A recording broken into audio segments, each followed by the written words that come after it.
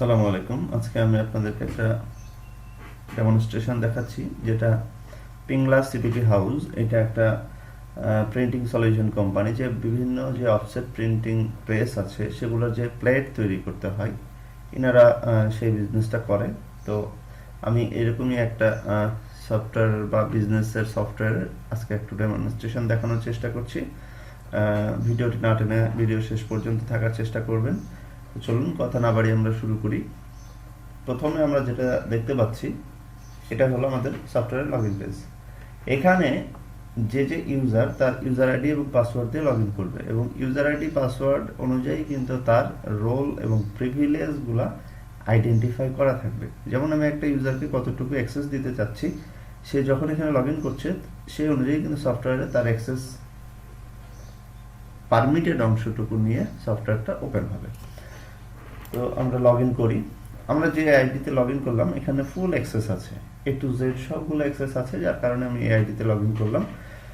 তো আমরা এখানে প্রথমে যেটা দেখতে পাচ্ছি, এটা হলো আমাদের ড্যাশবোর্ড, এবং ড্যাশবোর্ডের বাম দিকে যেটা আছে টাস্ক, এই সেকশনটাতে আসলে আমাদের সবসময় যে জবগুলা সব সময় করতে হয়, ফ্রিকোয়েন্টলি প্রতিদিন করতে হয় বারবার, সেই জবগুলোর একটা হট লিঙ্ক দেওয়া আছে। পরের যে সেকশনটা সেখানে দেওয়া আছে আজকে সারাদিনের মানে ট্রানজ্যাকশন সামারি, যেমন total sell, total purchase, total collection, total payment, cash in hand, সবকিছু এখন জিরো দেখাচ্ছে, বিকজ অফ আমি এখন পর্যন্ত সম্পূর্ণটা ব্ল্যাঙ্ক হিসাবে শুরু করেছি, এবং এটা কিছুক্ষণের মধ্যেই আপনারা দেখতে পাবেন যে এটা চেঞ্জ হতে থাকবে। এবং তার নিচে দেখেন টোটাল আউটস্ট্যান্ডিং নামে একটা সেকশন আছে, সেখানে টোটাল কাস্টমারের কাছ থেকে রিসিভেবল কত টাকা পাওয়া যাবে সেটার একটা অ্যামাউন্ট, এবং পেয়েবল কত, আমার যে প্রোডাক্টগুলো কিনছি সেই প্রোডাক্টগুলোর জন্য সাপ্লায়ারের কাছে যে পেয়েবল অ্যামাউন্ট সেটা কত, সেটা এখানে শো করছে। এবং লাস্টের যে সেকশনটা, এই সেকশনটাতে আমাদের বর্তমানে আমার ইনভেন্টরিতে কোন প্রোডাক্ট কয়টা আছে সেইটার একটা সামারি এখানে শো করছে। এরপরে আমরা চলে যাচ্ছি অপারেশন সেকশনে। এই ছিল ড্যাশবোর্ড। ড্যাশবোর্ডে আমাদের আরো নতুন নতুন সবসময় ফিচার ইনক্লুড হচ্ছে, পাই চার্ট, গ্রাফ চার্ট, এগুলো সবই আস্তে আস্তে ইনক্লুড হচ্ছে। তো এখন আমরা চলে যাচ্ছি টাস্কে। টাস্কের মধ্যে দেখেন এখানে আমাদের একটা বিজনেসের জন্য যত প্রকারের অপারেশন সবগুলোই কিন্তু এখানে আছে। Sales, purchase, collection, payment, cheque treatment, D and C note, debit and credit note, target, stock, replacement, serial search, accounts, production, A to Z একটা বিজনেসকে মেনটেন করতে যত প্রকারের অপারেশন হতে পারে সবকিছুই কিন্তু এখানে আছে। তো আমরা সব দেখাবো না, আমরা এই বিজনেসের জন্য রিলেটেড যে মডিউলগুলো, যে ফিচারগুলো, সেগুলো দেখানোর চেষ্টা করবো। তো আমরা এটা হট লিঙ্ক থেকে যাচ্ছি। প্রথমে আমার যেহেতু স্টক সবকিছু জিরো, আমাকে প্রথমত আগে পারচেস করতে হবে। পারচেস মানে আমি একটা প্রোডাক্ট কিনছি বিক্রি করার জন্য, সে কেনাটা আগে কিনতে হবে। তো পারচেসে গেলাম। পারচেসে গেলে দেখেন এটা পারচেস ফর্ম, এখানে পারচেস অর্ডার নাম্বারটা অটো জেনারেটেড, এটা 1 বাই 1 ইনক্রিজ হতে থাকবে। এরপরে আছে সাপ্লায়ার নেম, এখানে আমি দুইটা সাপ্লায়ার অ্যাজ এ ড্যামি হিসাবে সেট আপ দিয়ে নিয়েছি। সাপোজ আমি ABC সাপ্লায়ারের কাছ থেকে আমি কিছু প্রোডাক্ট কিনবো, একটু ব্যাকডেটে গিয়ে আমি কাজ করছি, 17 তারিখে এই প্রোডাক্টটা কিনবো। এখানে হলো সাপ্লায়ার ইনভয়েস নাম্বার, যে ইনভয়েসে সাপ্লায়ার আমাকে প্রোডাক্টটা বিক্রি করেছে, যে ওর তো একটা ইনভয়েস নাম্বার আছে বা ওর একটা বিল বা মেমো নাম্বার আছে, সেই মেমো নাম্বারটা আমি এখানে বসাবো। আমি সাপোজ একটা মেমো বসাইলাম, এখানে যদি কোনো রিমার্কস থাকে সেক্ষেত্রে দিলাম অথবা দিলাম না। এখন আমি এখান থেকে কিছু প্রোডাক্ট কিনবো, ওভার ডাবল ডিমাইন, কোয়ান্টিটি সাপোজ আমি কিনলাম 5000 পিস। প্রাইস আমি আমার প্রাইস সম্বন্ধে কোনো আইডিয়া নাই, আমি সাপোজ একটা প্রাইস আমি দিয়ে দিলাম।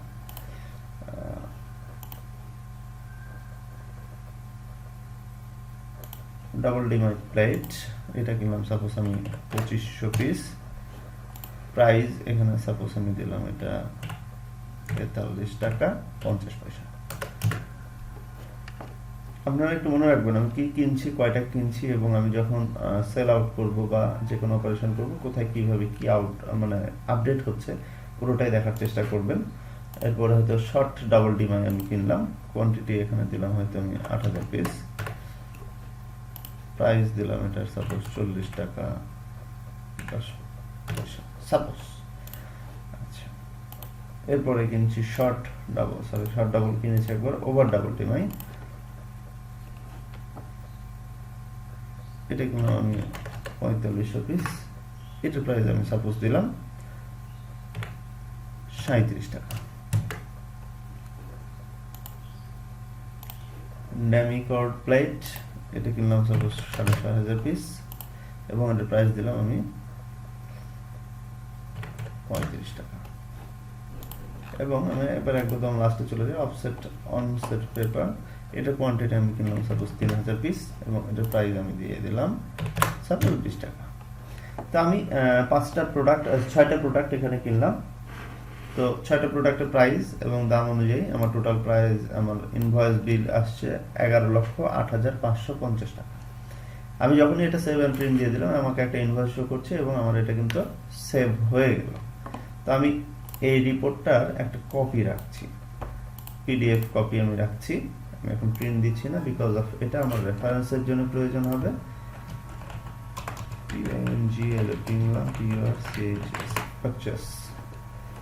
পিংলা পারচেস হিসেবে আমি আমার এই ইনভয়েসটা ওপেন করে রাখি। এরপরে আমি যেটা করব সেটা হলো সেলসে চলে যাব। সেলসে যাওয়ার আগে আমরা একটা জিনিস দেখব, সেটা ইনভেন্টরিটা একটু দেখে আসি কি অবস্থা। দেখেন, ইনভেন্টরি প্লেট গ্রুপের মধ্যে যে প্রোডাক্ট কয়েকটা আছে সেই কয়েকটার মধ্যে শুধু যেগুলোতে আমার প্রোডাক্ট আছে সেগুলোতে কোয়ান্টিটি দেখাচ্ছে এবং যেগুলো প্রোডাক্ট আমি কিনিনি সেগুলো কিন্তু জিরো দেখাচ্ছে এবং সেই অনুযায়ী কিন্তু আমার ইনভেন্টরি ভ্যালুটাও দেখাচ্ছে। আপনারা এই রিপোর্টটা একটু খেয়াল করবেন, তাহলে আমি এর নেক্সট অপারেশন করার পরে আপনি এটার চেঞ্জটা বুঝতে পারবেন। এখন আমরা চলে যাব সরাসরি সেলসে। প্রোডাক্ট কিনেছি, প্রোডাক্ট বিক্রি করছি। তো সেল কার কাছে করব? আমার সেল দুইভাবে হতে পারে, একটা নগদ, সেটা ক্যাশ হতে পারে।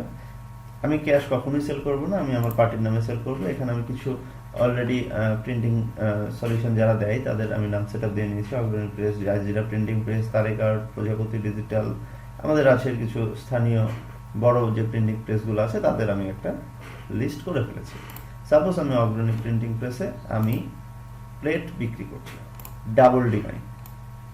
ওকে, এখানে আমি প্রাইস, আমার এখানে কিন্তু কস্টিং প্রাইসটা চলে আসছে। আমি চাইলে কিন্তু এটাকে অন অফ করতে পারি যে কোনো সময় আমার ইউজারের কাছে, যে আমার যে বিল করছে বা বিলিং এ সেকশনে যে আছে তাকে আমি দেখাতে চাচ্ছি না কস্টিংটা, সেক্ষেত্রে কিন্তু সে খুব ইজিলি আমি কিন্তু এই অপশনটুকু তার জন্য আমি অফ করে দিতে পারবো। আমি একটু অফ করে দিয়ে দেখাই, তাহলে সবচাইতে বেশি ভালো হবে।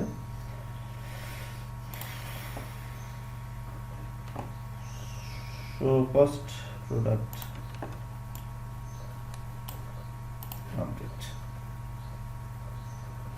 ডিসেবল করে দিলাম।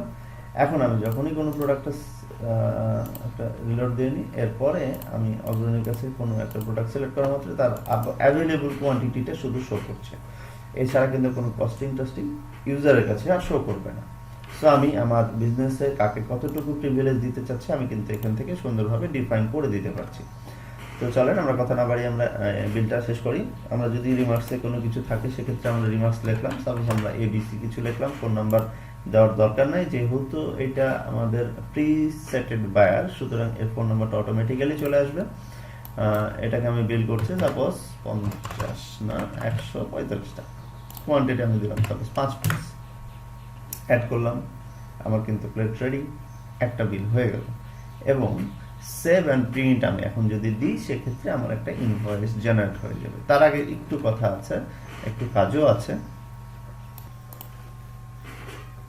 হ্যাঁ, যেটা বলছিলাম সেটা হলো যে আমাদের এই সেল ফর্মে আরো কিছু অপশন আছে, যেখানে আমরা দেখতে পাচ্ছি সেলস পারসন। এমন হতে পারে যে আমার মার্কেটে অনেক সেলস পারসন আছে এবং এক একটা প্রেস বা এক একটা প্রিন্টিং ফার্ম এক একটা সেলস পারসনের আন্ডারে আছে। তখন কিন্তু আমি অ্যাজ এ অপারেটর না, আমি সেলস পারসন দিয়েও কিন্তু আমি এই বিলটা করতে পারবো। সাপোজ আমি এখানে সেলস পারসনটাকে অফিসেই রাখলাম, যে এটা আমার অফিসের নিজস্ব কাস্টমার, এবং আমি এখন এখানে সেভ অ্যান্ড প্রিন্ট দিব। তার আগে আরেকটা জিনিস আমরা একটু দেখি।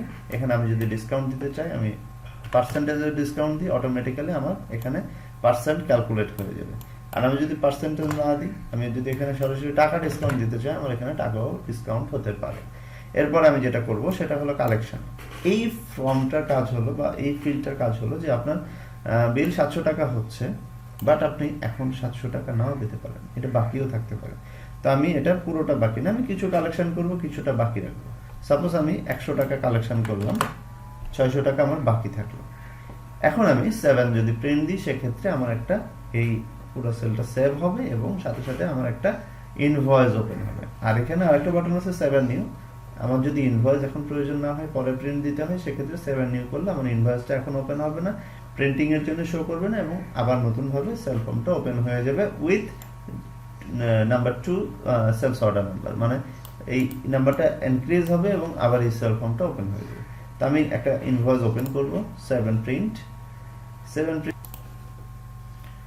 তো এখানে দেখেন আমাদের একটা ইনভয়েস ওপেন হলো এবং এখানে আমাদের টোটাল কাস্টমারের আমি শুধু সিলেক্ট করে দিয়েছিলাম, যেহেতু প্রি সেটআপ ছিল সে কারণে বাকি ইনফরমেশনগুলো নিয়ে আসছে। সেলস পারসন অফিস এবং এন্টার্ড বাই তৌহিদুর রহমান। তো আমি যাকে যতটুকু অ্যাক্সেস দিচ্ছি সে ততটুকুই অ্যাক্সেস পাচ্ছে। এভাবেই আমাদের একটা সেল ফর্ম জেনারেট হয় এবং একটা সেল হয়। এই যে দেখেন আমার সেল ফর্ম আবার আসছে অটোমেটিক্যালি 2 নাম্বার আইডি নিয়ে। তো এই ছিল সেলস অপারেশন। এখন আমরা নেক্সট যে অপারেশন যাব সেটা হলো আমরা রিপোর্টের লাস্টে যাব, একদম আমরা অপারেশনগুলো 1 বাই 1 করব এবং ফাইনালি একটা রিপোর্টে যাব। তো নেক্সট আমাদের যে অপারেশনটা সেটা হলো আরেকটা সেল করব।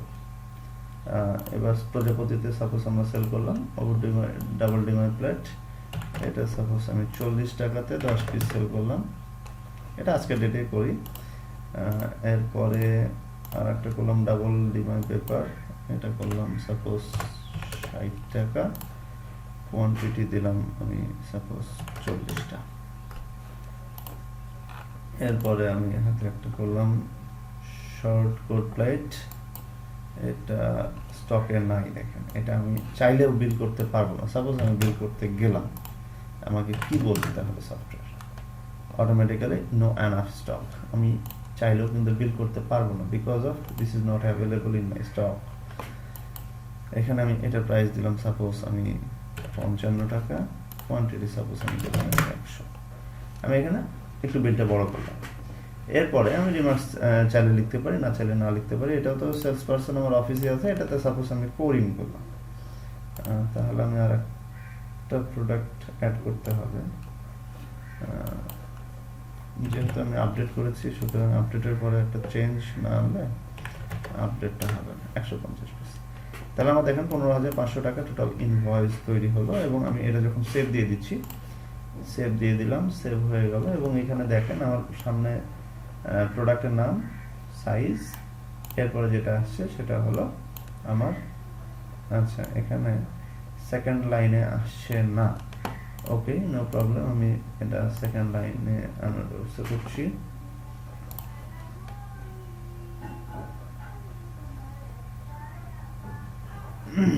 হ্যাঁ, এখানে সেকেন্ড লাইনে এটা আনা যাবে, কোনো সমস্যা নেই। জাস্ট এই ওয়ারেন্টির নিচে ওয়ারেন্টি ডেটটা থাকবে না, এটা এখানে চলে আসবে।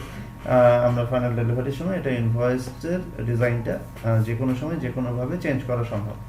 তো আমি আরও একটা ইনভয়েস তৈরি করব। আমি একটু বেশি ইনভয়েস তৈরি করছি এই কারণে যাতে আমি আমাদের আউটস্ট্যান্ডিং রিপোর্টটা যাতে খুব সুন্দরভাবে দেখাতে পারি। ওভার ড্যামি, আচ্ছা এটা আমি সাপোজ সেল করতেছি 65 টাকা, কোয়ান্টিটি 100 পিস। এরপরে হয়তো ড্যামি কোড, এটা আমি সেল করছি 55 টাকা, কোয়ান্টিটি সাপোজ 200 পিস। একটা জিনিস বলি যে এখানে বারবার আমি প্রাইস দিচ্ছি, এই প্রাইসটা আমার দেওয়ার বারবার দরকার নাই। আমি প্রোডাক্ট সেটআপের সময় যদি এটাকে প্রি ডিফাইন করে দিই সেক্ষেত্রে এটা অলওয়েজ একই রকম থাকবে সকলের জন্য। এরপরে আমি কাকে কত % ডিসকাউন্ট দেবো সেটা তার ব্যাপার। বাট এটা আমি বারবার এই কারণে লিখছি, আমার তো প্রাইস জানা নাই, যার কারণে আমি ওই যে ফাঁকা রেখেছিলাম, যার কারণে ওই জায়গাটা আমাকে বারবার লিখতে হচ্ছে। আর একটা সেভ দিলাম ইনভয়েস সেভ দেওয়া কমপ্লিট। আমি 3টা পার্টির কাছে ইনভয়েস করছি। এবার আমরা যেটা করব সেটা হলো আমাদের কিছু রিপোর্ট আমরা দেখি যে স্টক ইনভেন্টরি রিপোর্টে দেখি যে আমি পারচেজ করছি, আমার স্টকে ইন হয়েছে, সেল করেছি, আমার স্টক থেকে আউট হয়েছে। তাহলে কারেন্ট স্টক রিপোর্টটা এখন যদি দেখি, আমাদের আগের স্টক রিপোর্টটা কি ছিল দেখেন। আমরা যখন শুরু করি 29,500 পিস টোটাল, যেখানে আপনার ড্যামি কোড ছিল 6,500, 2,500, 4,500, 5,000, 8,000, 3,000, সবগুলো একটা রাউন্ড ফিগারে ছিল।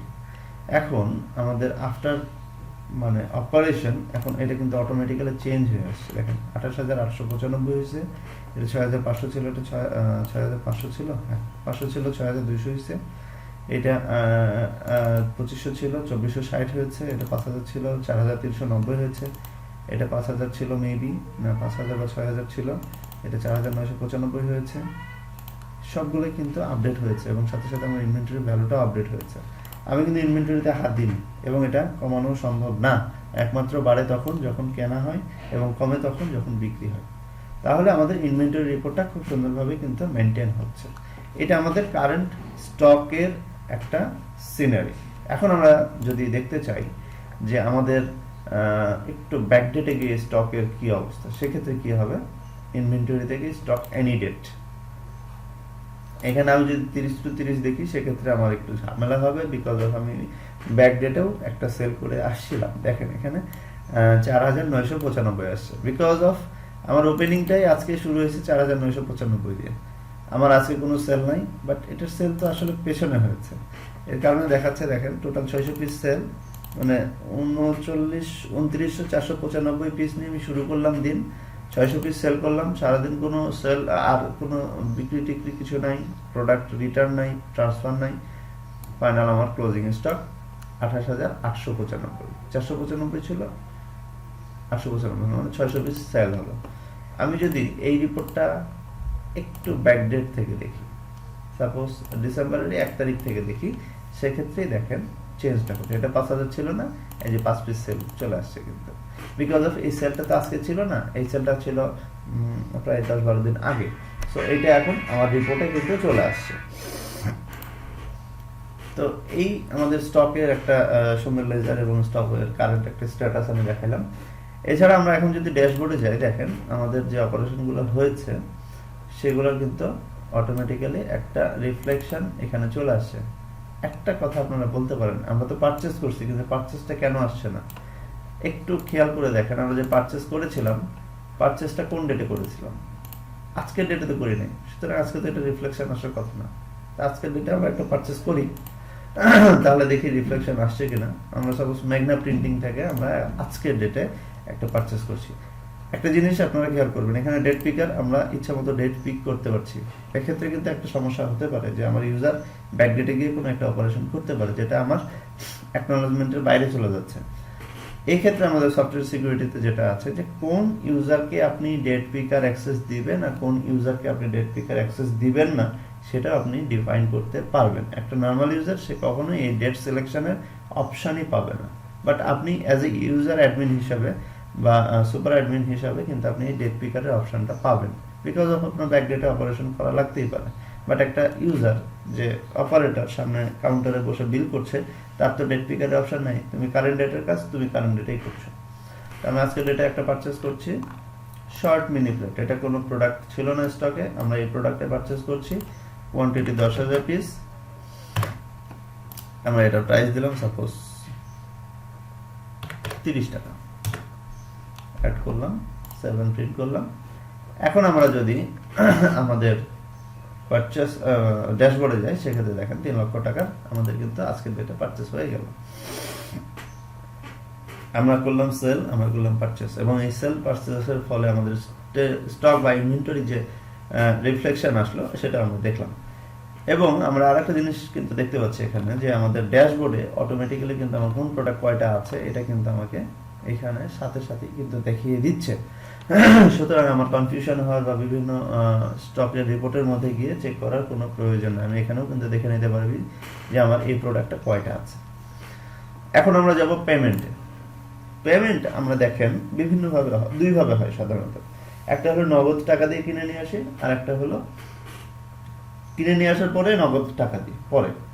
এইটা হলো পরেরটা, যে আমি কিনে নিয়ে আসার পরে নগদ টাকাটা পে করছি। সেদিন নগদও হইতে পারে, এমনও হতে পারে যে আমি আজকের ডেটে কিনছি, আগামী 5 দিন পরের ডেটে পেমেন্ট দিচ্ছি। তো দেখেন আমরা এবিসি সাপ্লায়ারের কাছে ব্যাক ডেটে কিনছিলাম, তো পেমেন্টটা আমরা ব্যাক ডেটেই দেখাবো। 20 তারিখে আমরা দুইটা পেমেন্ট দেখাবো। পারচেস অর্ডার নাম্বার সিলেক্ট করলাম, আমার টোটাল ডিউ এর পরিমাণটা শো করছে। এটা হলো টোটাল ডিউ, এটা হলো এই স্পেসিফিক পারচেসের ডিউ। আমরা একটা পেমেন্ট করব ক্যাশে, সাপোজ আমরা এখানে 50,000 টাকা ক্যাশে পেমেন্ট করব, অ্যাড। আচ্ছা, আমরা পরবর্তীতে যে বিলটা করেছিলাম সেলসে, সেই বিলটা কিন্তু টোটালটাই বাকি ছিল, সেটা আমরা দেখাবো। এটাতে বাকিতে কি ইফেক্ট আসলো, সরি আমি পারচেজটা আগে দেখিয়ে ফেললাম, আমাদের আউটস্ট্যান্ডিংটা আগে দেখালে বেশি ভালো হতো। আউটস্ট্যান্ডিং এ যাই, দেখেন বায়ার আউটস্ট্যান্ডিং ক্লিক করলাম, 3টা বিল করেছিলাম, এই যে 3 কোম্পানির বা 3 পার্টির কাছে আমার বাকির হিসাব। যেহেতু এটা অফিসের এগেনস্টে বিল হয়েছে সবগুলোই, কিন্তু আমার এই অফিসের এগেনস্টে বা অফিস সেলস পার্সনের এগেনস্টে আমার বাকির হিসাবটা, আউটস্ট্যান্ডিংটা শো করছে। এই হলো আমার মার্কেট বাকির হিসাব। একটু বড় করি, এই যে দেখেন। এবার আমরা যেটা দেখবো সেটা হলো সাপ্লায়ার আউটস্ট্যান্ডিং। তো আমি অলরেডি ভুল করে এখানে 1,05,000 ছিল না, সরি আরো বড় ফিগার ছিল, সেখানে 50,000 টাকা আমি অলরেডি পেমেন্ট দিয়ে দিয়েছি, যার কারণে এখানে আমার পেমেন্টের ফিগারটাও কমে গেল, মানে আউটস্ট্যান্ডিং এর ফিগার কমে গেল, সমস্যা নাই। এবার আমি পুরো টাকার মধ্যে 10 লক্ষ টাকায় আমি এবার একটা চেকে পেমেন্ট দেব। দেখেন এটা কিভাবে দেব, পেমেন্টে গেলাম, supplier ABC supplier, payment method bank, invoice নাম্বারটা সিলেক্ট করলাম, কত টাকা পেমেন্ট দেব, 10 লক্ষ কথা দিয়েছিলাম সেটাই রাখলাম। আমরা কোনো ব্যাংকেই তো আমাদের টাকা নাই, সুতরাং আমরা যে কোনো একটা ব্যাংকের নাম সিলেক্ট করি, মাইনাস ফিগারে চলে যাবে। চেক নাম্বারটা এখানে দিয়ে দিলেন সাপোজ। চেকের ডেটটা আমি যেহেতু এটাও ব্যাক ডেটে একটু দেখাই, 27 তারিখে চেকের ডেটটা আমি দেখালাম 29 তারিখে, অ্যাড করলাম। ঠিক আছে, আর একটা পেমেন্ট দেখাবো, সেটা মেঘনা প্রিন্টিংকে, এটা আজকের ডেটেই পেমেন্ট দেখাবো, এটাও ব্যাংকে দেখাবো, এটা সাপোজ স্ট্যান্ডার্ড চার্টার্ড ব্যাংকে দেখাইলাম, অ্যামাউন্ট দিলাম 3 লক্ষ আছে, এখানে আমরা 1,50,000 টাকার একটা পেমেন্ট দেখাচ্ছি, চেক নাম্বার আমি একটা দিলাম, চেক ডেটটা আমি সাপোজ দিলাম 31 তারিখ। কেন দিলাম আমি এটা বোঝাচ্ছি, অ্যাড করলাম। তাহলে আমরা পেমেন্ট করলাম টোটাল 3টা না 5টা, 3টা। তো এই 3টা পেমেন্টের মধ্যে মাত্র একটা পেমেন্ট আজকের ডেটে, বাকি সব পেমেন্টই কিন্তু ছিল ব্যাক ডেটে। সো দ্যাটস ওয়াই আমাদের এখানে দেখেন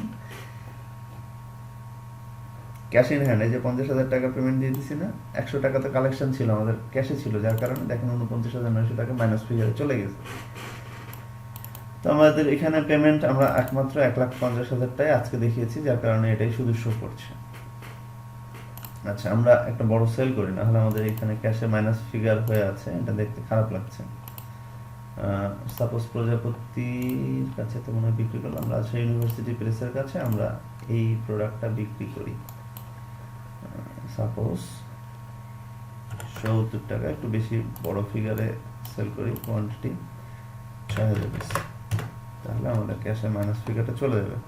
4,20,000 আসছে, এখান থেকে আমি 1 লক্ষ টাকা কালেকশন দেখাই, 1 লক্ষ টাকা কালেকশন দেখালাম, 3,20,000 টাকা ডিউ থাকলো, কোনো সমস্যা নাই।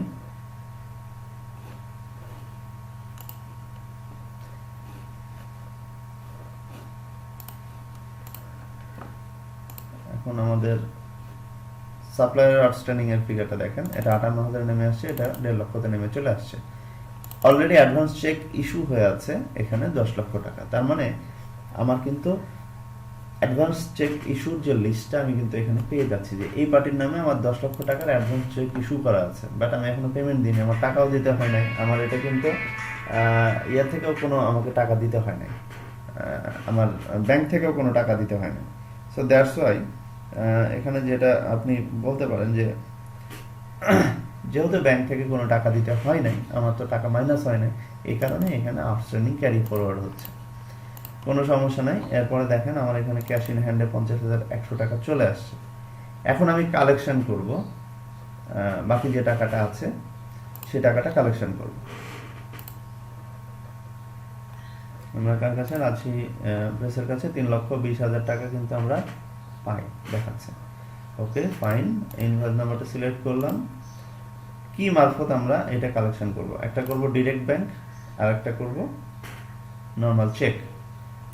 এটা কারণটা আমি আপনাদেরকে বলছি, 3,20,000 টাকার মধ্যে আমরা 3 লক্ষ টাকায় কালেকশন করব, একটা 1.5 লক্ষ টাকা, এটা ব্র্যাক ব্যাংকে করি, direct bank, save and print, 7 new 7 print দিলে আমাদের একটা সুন্দর মানে রিসিপ্ট জেনারেট হতো।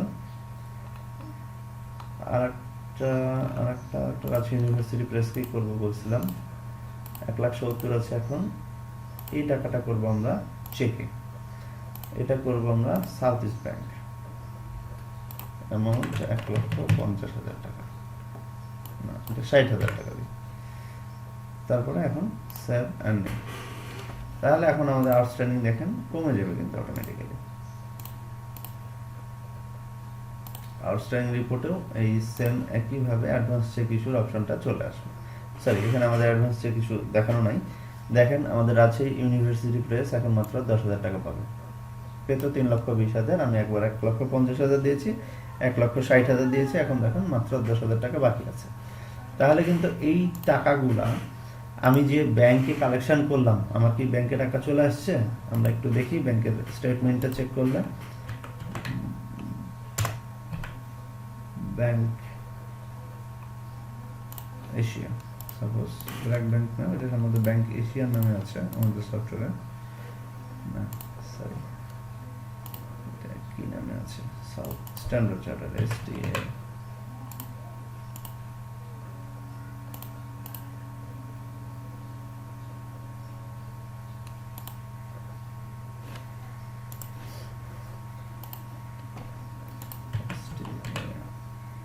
স্ট্যান্ডার্ড ব্যাংক, স্ট্যান্ডার্ড ব্যাংকে কিন্তু কোনো প্রকার অপারেশন এখন পর্যন্ত হয়নি, বিকজ অফ আমার চেক এখনো পর্যন্ত অনার করা হয়নি। দেখেন আমরা চেক ট্রিটমেন্টে গিয়ে রিসিভ চেক, যে আমরা টাকাটা পেয়েছি স্ট্যান্ডার্ড ব্যাংকে, আমরা এটা জমা দিচ্ছি, অনার করে দিলাম। যে রাজশাহী ইউনিভার্সিটির যে টাকাটা আমরা পেয়েছিলাম সে টাকাটা আমরা ব্যাংকে দিয়েছি এবং সেটা অনারও হয়েছে, কোনো সমস্যা নেই, অনার হয়ে গেল। এবং এখন আমরা যদি স্ট্যান্ডার্ড চার্টার্ড ব্যাংকের লেজারটা দেখি, সেক্ষেত্রে আমরা বুঝতে পারবো চেঞ্জটা কোথায় আসলো। Standard bank,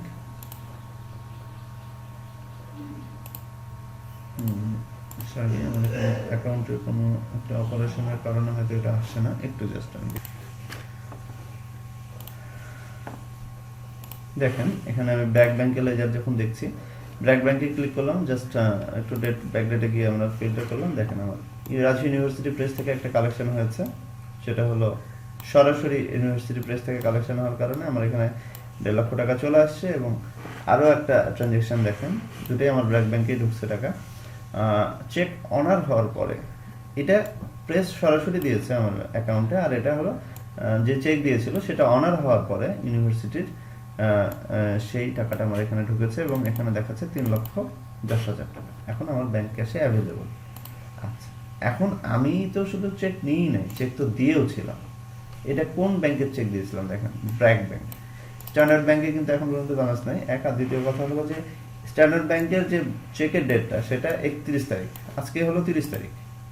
so that's why, যেহেতু এখনো আমাদের চেকের ডেট আসে নাই, এখানে কিন্তু অনার বা ডিসঅনারের কোনো অপশনও আসে। বাট এই ডেটটা দেখেন 29 তারিখ হওয়ার কারণে এখানে কিন্তু অনার এবং বাউন্সের আমার অপারেশন অ্যাকশনের যে অপারেশনের যে ইয়েটা বাটনটা, এটা কিন্তু অ্যাভেলেবল হয়ে গেছে। তো আমি এখানে 10 লক্ষ টাকা ব্র্যাক ব্যাংকে আমি যদি অনার করি, আমার তো 10 লক্ষ টাকা আসলে নাই, অনার হবে, বাট ওটা মাইনাস ফিগারে চলে যাবে। দেখেন আমি অনার করলাম। এখন আমি যদি ব্র্যাক ব্যাংকের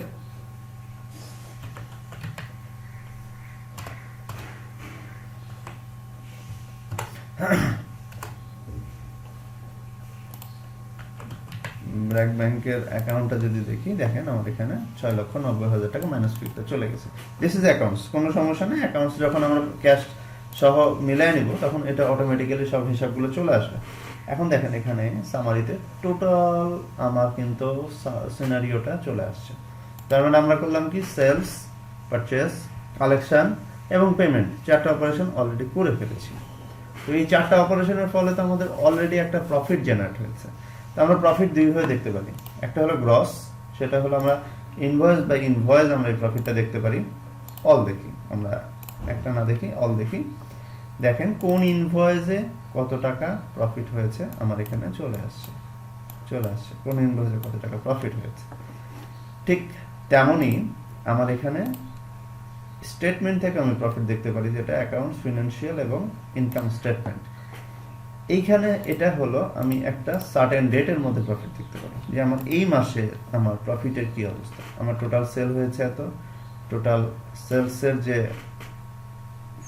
অ্যামাউন্ট, সেটার যে প্রোডাক্ট, সেটা কস্টিং ছিল এত, আমার প্রফিট হয়েছে 2,20,700 টাকা। এখন পর্যন্ত আমরা যেহেতু কোনো প্রকার খরচ দেখাইনি, সেহেতু আমাদের নেট প্রফিটটা গ্রস প্রফিটের সমান। এখন আমরা কিছু খরচ দেখাবো। এখানে বিভিন্ন ধরনের খরচ হতে পারে।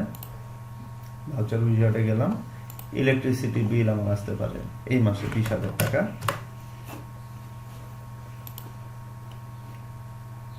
আচ্ছা, আমি 30 তারিখে সব দিই।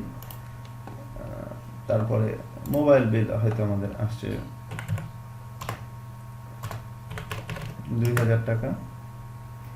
আমরা স্টাফ স্যালারি দিয়েছি, এখান থেকে আমরা বাই নেমে দিতে পারি, আবুল খন্দকার, সাপোজ আমি একটু দিলাম 10,000 টাকা। স্টাফ স্যালারিতে ক্লিক করলাম, তুহিনকে দিলাম সাপোজ আমরা এখান থেকে 12,000 টাকা স্টাফ স্যালারি। এখান থেকে ইমদাদুল হককে দিলাম সাপোজ আমরা এখানে 4,000 টাকা। আমরা এই স্টাফ স্যালারি গুলো দেখালাম। এমডি রেমুনারেশনে আমি কিছু টাকা উঠাই নিলাম, সেক্ষেত্রে আমি সাপোজ এখান থেকে এই মাসে 30,000 টাকা নিয়েছি, মানে মালিক নিজে নিয়েছে। এভাবে আমি কিছু খরচ এখানে দেখালাম। এন্টারটেনমেন্ট এক্সপেন্স আছে, প্রতিদিনেরটা প্রতিদিনে অ্যাড করতে পারবেন। আমি একটা বড় ফিগার অ্যাড করি, সারা মাসেরটাই সাপোজ অ্যাড করি 12,000 টাকা। ডোনেশন দিতে পারেন, ডোনেশন এক্সপেন্স আছে, bike maintenance, fuel cost, bank charge, bank interest, বিভিন্ন হেড আছে। আপনি আপনার পছন্দ অনুযায়ী হেডটা এখান থেকে চুজ করে নিতে পারবেন। এবং যে খরচগুলো হচ্ছে সবই কিন্তু ক্যাশ থেকে হলো। দেখেন আমার এখানে ক্যাশ ইন হ্যান্ড 50,000 মধ্যে ছিল না, মাইনাস ফিগারে চলে গেছে। তো আমি মাইনাস ফিগারে যেতে দিব না, বিকজ আমার ব্যাংকের থেকে কিছু টাকা আমরা ক্যাশে উইথড্র করে নেব। মানে যে কোনো একটা ব্যাংক থেকে সাপোজ ক্যাশে উইথড্র করবো, withdraw from south east bank, suppose 50,000 টাকা উইথড্রল দিলাম ক্যাশে। যখনই ক্যাশে উইথড্রল দিয়েছি, আমার ক্যাশে কিন্তু ফিগার আবার প্লাস হয়ে গেছে, ব্যাংক থেকে আমার টাকাটা উঠে আসছে। এখন আমরা যেটা দেখতে পারি, যে রিপোর্টটা দেখছিলাম অ্যাকাউন্টসে গিয়ে ইনকাম স্টেটমেন্ট। এখন ইনকাম স্টেটমেন্টের আমাদের সিনারিওটা কি হচ্ছে, টোটাল গ্রস প্রফিট আমার এত, এই যে আমার এক্সপেন্সের লিস্ট, আমার টোটাল এক্সপেন্স 90,000 হয়েছে, আমার নেট প্রফিট 1,30,000। এখন আমি দেখতে যাচ্ছি যে স্টাফ স্যালারি এখানে 26,000 টাকা দেখাচ্ছে, একটু ডিটেলসটা দেখা দরকার। এখানে তো জাস্ট একটা ফিগার দেখাচ্ছে। স্টাফ স্যালারির উপরে যখন ক্লিক করব, দেখেন কাকে কত টাকা এই 1 তারিখ থেকে 30 তারিখ পর্যন্ত স্যালারি দিয়েছি, টোটাল একটা লিস্ট চলে আসছে। আমি এটা এক্সেলেও নিতে পারবো, প্রিন্টেও নিতে পারবো, পিডিএফেও নিতে পারবো। এটা সম্পূর্ণ ডিপেন্ড করছে আমার ইচ্ছার উপরে। তাহলে এইভাবে আমাদের অ্যাকাউন্টসের স্টেটমেন্ট আমরা দেখতে পাচ্ছি। এছাড়াও আমাদের অনেক রিপোর্ট আছে, সেলস রিপোর্ট আছে। তাহলে আমরা টাস্কের মোটামুটি বেসিক যে মডেলগুলো, সেগুলো সবই দেখলাম। Sale, collection, payment, cheque treatment, DMC note একটা যে বিষয়টা, সেটা হলো যে অনেক সময় আমরা অনেক সাপ্লায়ারের কাছে ডিসকাউন্ট পাই, এবং অথবা আমাদের বায়ারকে ডিসকাউন্ট দিতে হয়, সেক্ষেত্রে আমাদের লেজারে এটা যাতে আমরা ডিসকাউন্ট দিতে পারি। ধরেন আমি একটা পার্টির লেজার দেখবো, সাপ্লায়ার অগ্রণী রাজশাহী ইউনিভার্সিটি প্রেসের লেজারটা দেখি এই মাসের। ফাইন, দেখেন 0 থেকে শুরু হয়েছিল, আমরা এর কাছে বিল করেছি 4,20,000 টাকা। 1 লক্ষ টাকার সাথে সাথে আমরা কালেকশন পেয়েছিলাম, এবং বাকি যে 1.5 লক্ষ টাকা সেটা আমরা দুইবারে 2টা চেকে পেয়েছি। এখন তার আউটস্ট্যান্ডিং 10,000 টাকা। দেখেন আমি যে আউটস্ট্যান্ডিং রিপোর্ট দেখিয়েছিলাম, ওটার সাথে আমি কিন্তু স্পেসিফিক যখন লেজার দেখছি, প্রতিটা ইন্ডিভিজুয়াল ট্রানজেকশন সহ আমার এখানে লেজারের ফিগারটা শো করছে। নট অনলি দ্যাট, আমি যখন তার কাছে একটা বিল করতে যাচ্ছি, তখনও কিন্তু অটোমেটিক্যালি যখনই সিলেক্ট করলাম, সাথে সাথে তার প্রিভিয়াস ডিউটা কিন্তু এখানে অটো চলে আসছে। শুধু সেলস না, কালেকশন করতে গেলেও তার নামটা যখন আমি সিলেক্ট করছি, অটোমেটিক্যালি কিন্তু তার প্রিভিয়াস ডিউটাও চলে আসছে। রাজশাহী ইউনিভার্সিটি প্রেস, দেখেন 10,000 টাকা চলে আসছে। তো এইভাবে কিন্তু আমরা আমাদের প্রতিটা অপারেশন কিন্তু খুব মানে নখদর্পণের মধ্যে রাখতে পারছি। তো অপারেশনের মডেলটা আমরা শেষ করলাম। এখন আমরা কিছু অ্যানালাইটিক্যাল রিপোর্টে যাই। Sales report, individual sales, sales statement. Individual sales বুঝতেই পারছেন যে আমার যদি কখনো পরবর্তীতে কোনো ইনভয়েস প্রিন্ট করতে হয়, সেক্ষেত্রে আমি এখান থেকে ইনভয়েস নাম্বার সিলেক্ট করে ওকে করলে আমার এটা প্রিন্ট হয়ে যাবে। আমার এই যে ইনভয়েসটা আমি চাচ্ছি, আমার প্রয়োজন মনে হচ্ছে, সেই ইনভয়েসটাকে আমি প্রিন্ট করতে পারবো এবং ইনভয়েসে দেখেন আমার কত টাকা ওই ইনভয়েসের কালেকশন হয়েছে আর কত টাকা এখন বাকি আছে সেটা কিন্তু পুরোটাই দেখাই দিচ্ছে। নেক্সট হলো স্টেটমেন্ট। আমি যদি চাই যে আমার এই মাসের টোটাল সেল কত, আমি জাস্ট শুধু মাসের ফিল্ডটা দিয়ে দিলাম, ওকে করলাম, আমার এই মাসের টোটাল সেলটা চলে আসছে সবার কাছে। সাপোজ আমি প্রজাপতি ডিজিটালের সেলটা দেখবো এই মাসের টোটাল, তাহলে আমি এখানে আরএসও নামের এখানে প্রজাপতি ডিজিটাল সিলেক্ট করে জাস্ট ওকে করলে দেখেন শুধু প্রজাপতিরটাই আমার এখানে সেলসের হিসাবে আসছে, যে আমার কোন পার্টি কত টাকা এই মাসে আমার কাছে সেল হচ্ছে, আমি এটাও কিন্তু এখান থেকে অ্যানালাইসিস করতে পারছি। নেক্সট যেটা আছে ডেইলি সেলস। ডেইলি সেলসের মধ্যে আমরা যেটা দেখতে পারি যে আমার আজকে সারাদিনের যে সেলস হয়েছে তার মধ্যে কত টাকা ক্যাশে এবং কত টাকা আমার ক্রেডিটে সেল হয়েছে আমি এখানে সুন্দরভাবে পেয়ে যাচ্ছি। যেমন আমার এই যে সেলগুলো হয়েছে তার মধ্যে ক্যাশ সেল হয়েছে মাত্র 10,000, 1 লক্ষ টাকা, বাকি সব ক্রেডিটে। তো এই যে আমার ক্রেডিট সেলের ফিগারটা কিন্তু এখানে চলে আসছে।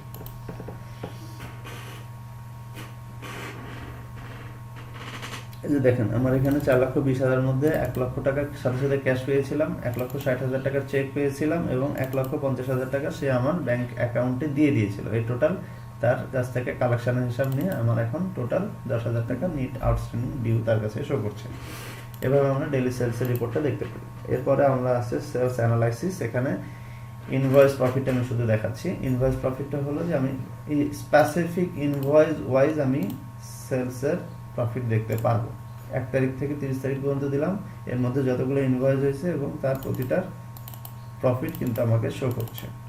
এইভাবে আমরা ইনভয়েস ওয়াইজ প্রফিটটা দেখতে পাচ্ছি। এরপর আসছে পারচেস স্টেটমেন্ট, যেখানে আমরা স্পেসিফিক কোনো নাম্বার পারচেস নাম্বার ধরে আমরা পারচেস করতে পারছি, অথবা সারা মাসের বা একটা পার্টির কাছে সারা বছরের একটা সেলস পারচেসের স্টেটমেন্টও কিন্তু আমরা বের করতে পারছি। কালেকশনও ঠিক তাই, একটা কালেকশন ইন্ডিভিজুয়াল কালেকশন স্লিপও বের করতে পারছি বা সারা মাসের কালেকশন স্লিপও বের করতে পারছি। 4 নম্বর কালেকশন স্লিপটা যদি বের করি দেখেন আমি কিন্তু এটা প্রিন্ট দিলে সুন্দরভাবে আমাদের প্রিন্ট হয়ে যাচ্ছে। কোন মেথডে আমার কালেকশন হয়েছে সেটাও চলে আসছে, কত টাকা, কোন ব্যাংকের চেক ছিল, চেক নাম্বারটা কত ছিল, সবকিছুই কিন্তু আমার এখানে চলে আসছে, কার কাছ থেকে নিচ্ছি, কত টাকা নিচ্ছি, সবকিছু। তো কালেকশন স্টেটমেন্টও ঠিক তাই, যখন আমি বছরের বা মাসের বা কোনো স্পেসিফিক পার্টির একটা নির্দিষ্ট ডেটের মধ্যে স্টেটমেন্ট চাইবো আমরা এখান থেকে নিতে পারবো। পেমেন্টও ঠিক তেমনই, স্লিপ জেনারেট হবে এবং স্টেটমেন্ট আসবে। রিটার্ন, এখানে সেলস রিটার্ন আমরা যেহেতু করি নাই সেহেতু আমরা এখানে রিপোর্টটা দেখতে পারবো না। সেলস রিটার্নটা হলো যে কোনো পণ্য বিক্রি করার পরে সেটা যদি ফেরত হয়, তো এই বিজনেসটাতে বেসিক্যালি আসলে রিটার্নের ইস্যুটা নাই বললেই চলে, কারণ এখানে একটা প্লেট যখন ডিজাইন হয়ে যায় তখন কিন্তু এটা রিটার্ন হয় না। পারচেস রিটার্নটাও ঠিক তাই, পারচেস রিটার্নটা হওয়ার সম্ভাবনা আছে, যদি অনেক সময় প্লেট নষ্ট থাকে সেক্ষেত্রে হয়তো আমরা রিটার্নে ব্যাক পাঠাতে পারি। এরপরে ইনভেন্টরি রিপোর্ট, আমরা কারেন্ট স্টক অলরেডি দেখিয়েছি স্টক রিপোর্টটা কেমন। দেখেন প্রতিটা প্রোডাক্ট তার সাইজ অনুযায়ী আমার অ্যাভেলেবল স্টকটা শো করছে। যেমন এটা 6,200 ছিল লাস্টে আমরা রাজশাহী ইউনিভার্সিটি প্রিন্টিং প্রেসের কাছে 6,000 ইউনিট বিক্রি করার ফলে এখন আমাদের আর 200 ইউনিট বাকি আছে। তো ঠিক এইভাবে স্টক ইনভেন্টরিতে আর একটা আছে এনি ডেটের স্টক, ব্যাক ডেটে গিয়ে আমার যদি স্টক দেখার প্রয়োজন হয় সেটা আমরা দেখতে পারি। অ্যাকাউন্টস এর রিপোর্টের মধ্যে অনেক সুন্দর সুন্দর কিছু অ্যানালিটিক্যাল রিপোর্ট আছে, list of accounts, journal ledger, individual voucher, accounts ledger, financial অ্যানালাইসিসের মধ্যে আরো 5টা স্লট আছে, trial balance, balance sheet, income statement, revenue analysis, leverage analysis বিজনেসের। তারপরে আছে ক্যাশ ফ্লো স্টেটমেন্ট, যে আমার যে ক্যাশের ফ্লো হচ্ছে, সাপোজ আমি 1 তারিখ থেকে 30 তারিখ পর্যন্ত আমি ক্যাশ ফ্লোটা দেখি, তারপরে আমি এবং 30 তারিখ থেকে 30 তারিখ পর্যন্ত ক্যাশ ফ্লোটা দেখি, তাহলে আমাদের কাছে একটা জিনিস খুব সুন্দর হবে।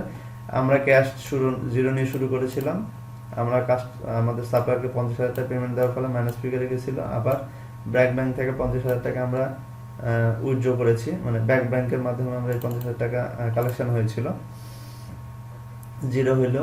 টোটাল সেলসের জন্য কালেকশন হয়েছে 1,10,000 টাকা, না 1,01,000 টাকা অ্যাভেলেবল ব্যালেন্স। আবার এই টাকাগুলো আবার আউটফ্লো হয়েছে, ক্যাশের ক্রেডিট হয়েছে। এখন আমার ক্যাশের স্থিতি 22,100 টাকা। আসলে কি তাই একটু দেখি, 22,100 টাকা।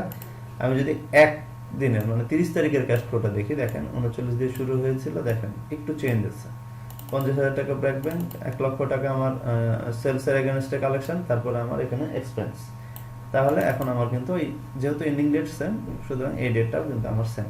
এই ছিল আমাদের অ্যাকাউন্টসের রিপোর্টটা। এরপরে কিছু রিপোর্ট আছে যেগুলো আসলে দরকার হবে না আমাদের এই বিজনেসের জন্য। এরপরে সেটআপে কিছু আমাদের সেটিংস ইস্যু আছে, সেখানে আপনার product setup, buyer setup, supplier setup, account setup. আর এই অপশনগুলো সাধারণত আমাদের ডেভেলপারদের অ্যাক্সেসেই থাকে, এগুলো সাধারণ ইউজারের কাছে যায় না। তো এই ছিল আমাদের